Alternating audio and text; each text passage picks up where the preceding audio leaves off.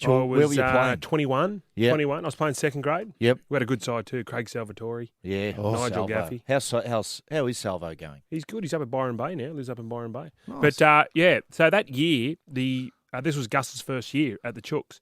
And the first grade side made the semi-finals for the first time, and I was playing second grade. So in those days, you played at 1 o'clock. Yep. By the time everyone got back to the club at 5 o'clock, 5:30 for the presentation of the first grade, I'd had a few.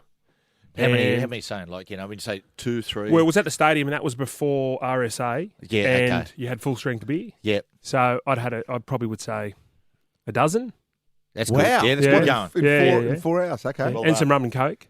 Oh, Okay. Yeah. Well done. Yeah. So what had happened was they were getting presented on stage, and it was quite a big fanfare, and it was that time of year. It was about WWF, the wrestling. Oh, yeah. WWF. And what I decided to do was give the Rocky the Rooster, who was the mascot, a big flying elbow from the top turnbuckle. So what I did, I ran off through the top crowd. rope. Yeah, I ran through the crowd. There was probably 1,000 people in there. Yeah. And I got caught on video, actually. It was quite funny. And I was running through. I jumped on the table, and I just levelled the mascot. Did he know he knew you were a part of it? He knew you were doing it? No, he had no idea. So he fell. Anyway, he fell off the stage and was hurt quite badly.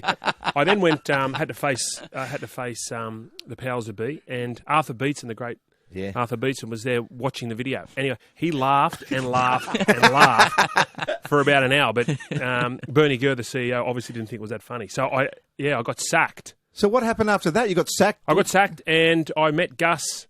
Gus was the coach, and in the off season, I was up having a few beers up at Archie's. Up at Bondi Junction was a notorious nightclub, and Gus was in there, and he said he just ran in. We ran into each other on the dance floor. Okay. Who were you dancing with? Who I was dancing with? Probably my wife. Oh, yeah. And what about Gus Gould? Was he doing robot or something like that? Or moonwalk? I think he was mid Nutbush. It was Nutbush. So he was doing the Nutbush, and I ran into him, and we had a beer, and he said, "Why aren't you training?" And I said, "Because I got sacked." And he basically said, "Well, get to training after Christmas." And I came back, and no one said a word after that. So He just dealt with it. He just dealt with it. I just turned up, and then I got picked for first grade that year, and then.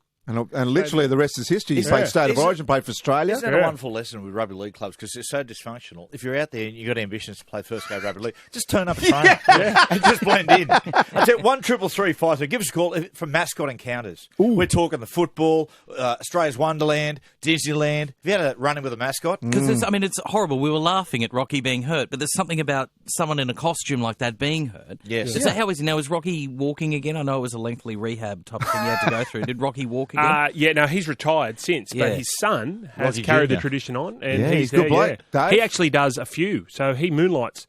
He's a rooster, then he's a tiger, then I think he might be a shark. No. He does Sparky the Eel as well. Does Sparky the Eel, I think. And he does MC Hammerhead too, the Sharky. You kid. Yeah, same bloke.